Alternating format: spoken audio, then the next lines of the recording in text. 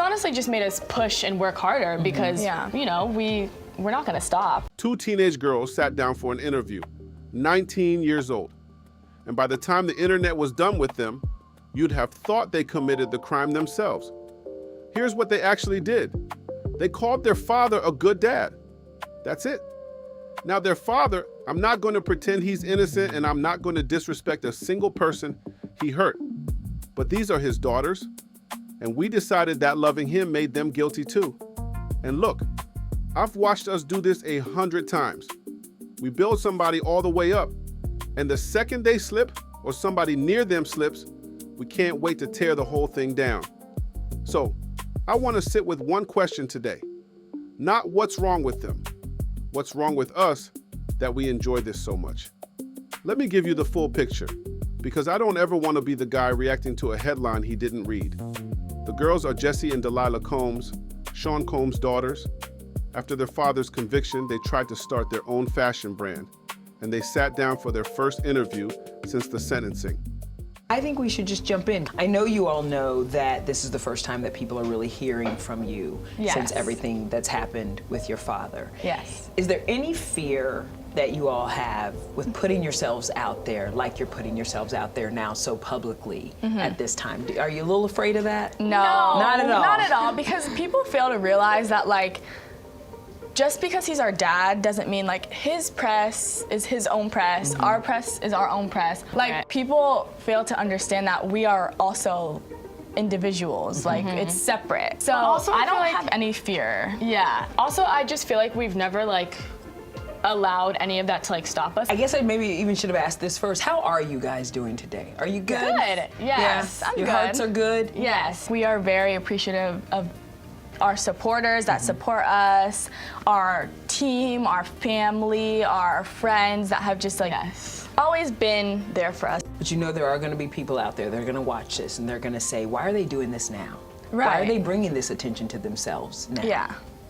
Yes, well, actually, like I've said, we wanted to have a clothing line for many, many, many years. Now is the time because we're becoming adults. So now, yes, actually now is the time because we're 19 years old. Yes. We're not in high school anymore. Sure. We're becoming young women. We're becoming our own individuals. Right. So yes, now is the perfect time. Delilah and Jesse are stepping into their own under very challenging circumstances.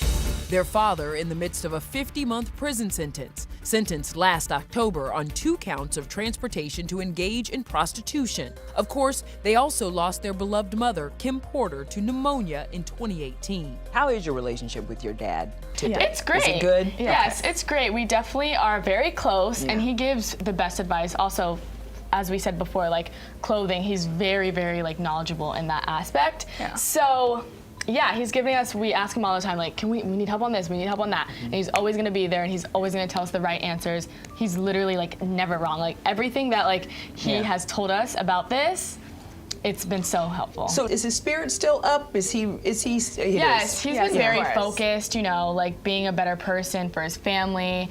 And yeah, he's been very focused, and he's just always been there for us. What kind of dad is Sean? He's an amazing dad. great dad. He's the best dad. Now watch what happened next. The comment section split in half. Some people said, don't punish the kids for the father's sins. And a whole lot of other people said, how dare you call a convicted man amazing? And the internet did what the internet does. It didn't debate, it piled on. 2 19-year-olds grieving what their family became got treated like they were on trial. And here's the thing I can't get past. We do this to people who aren't celebrities too. We just don't have a camera on it. Think about your own family, your own group chat. Somebody messes up, and how fast do we pass it around? So before we say one word about them, let's be honest about us. Let me tell you what I think is really going on, because it's not new. We've been doing this since before there was an internet. We make idols. We've always made idols. Back in the day, they put the storyteller on the soapbox. They put the gladiator in the arena, because people are drawn to somebody who can do the thing they can't do. We look up and we find somebody to worship. And I'm telling you, celebrity culture is just idol worship with a better camera. But here's the part nobody says out loud. We don't just build the idol.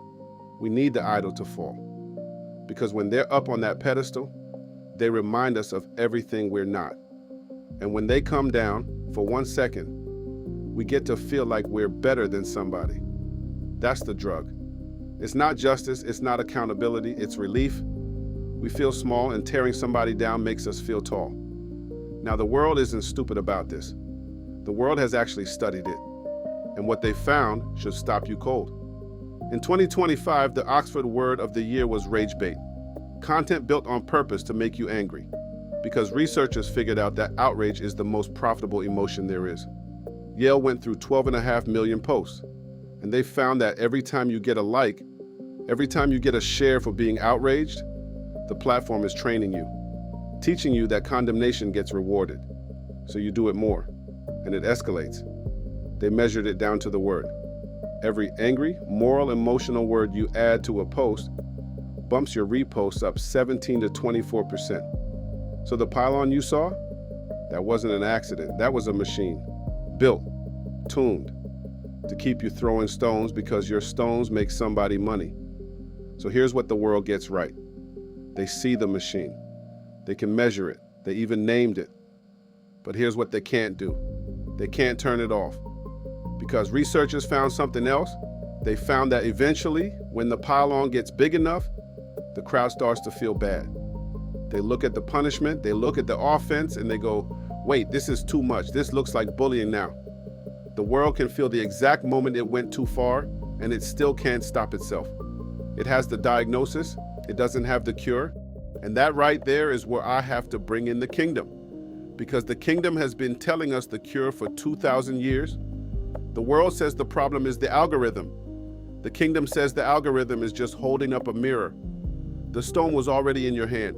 The phone just gave you a bigger arm. Think about it. Why does somebody else's fall feel so good? The kingdom has an answer, and it's not a comfortable one. It's because we're all walking around needing grace we haven't received yet. And when you're starving for grace, you get stingy with it. You hoard it. You can't give somebody else what you don't believe you have. We're always asking for grace for ourselves. When it's me, give me a chance. I'm human. You don't know my story. When it's you, how would I want people to treat me? But when it's them, when it's somebody on a screen, grace goes out the window. And that's the tell. That's how you know it was never about right and wrong. It was about us. There's a story I keep coming back to. A crowd caught a woman doing something she had no business doing. And that part's true. She was guilty. Nobody's pretending she wasn't.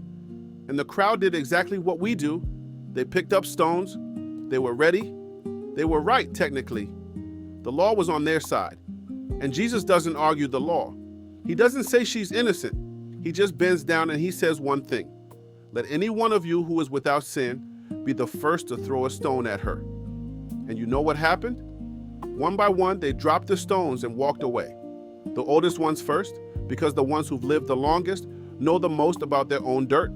Now catch this, because this is the whole thing. Jesus didn't excuse what she did. When the crowd was gone, he told her, go and leave your life of sin. The standard stayed. He didn't lower it. He just refused to be her executioner. And he told everybody else to put their rocks down too. That's the kingdom. Grace isn't pretending nobody did anything wrong. Grace is you deciding you're not the one to end them over it, because you remember you've needed that mercy yourself. You're going to need it again. Those two 19-year-old girls, somebody's got a stone up for them right now. And the kingdom question isn't, are they wrong? The kingdom question is, who are you to be the one throwing? Now let me leave you with something you can actually do, because I don't do just pray about it. Here's the proof this works. Mike Tyson. There was a time this whole culture called that man a monster, wrote him off completely. Nobody thought he was coming back. And here he is in 2026. And you know what he's teaching people now? Forgiveness. Well, how do you forgive? Why is forgiveness so important? Because forgiveness is that's self-healing. Really, forgiveness is self-healing. It's not outer healing. So I do it more for my best interest than anything. Yeah, you work really hard on not living in the past and not letting people land on you. Too much going on in the future for that. He said, holding on to old grievances lets your enemies become your master, because now they control your emotions. The culture forgave him, not because he was perfect, because he did the work and he let us watch him do it. Restoration is real, but somebody had to be willing to put the stone down first. So this week, here's the one thing. There's a person you've been throwing stones at. Might be a celebrity, might be somebody at your job, might be somebody at your dinner table. You know who it is. This week, put the stone down. Just one. Take one person you've already convicted in your heart and give them the grace you'd be begging for if the camera was on you. If this gave you a different way to look at what's happening out there, that's the whole reason this channel exists. We read the headlines and we read the word and we figure out how they connect. Subscribe and I'll see you in the next one.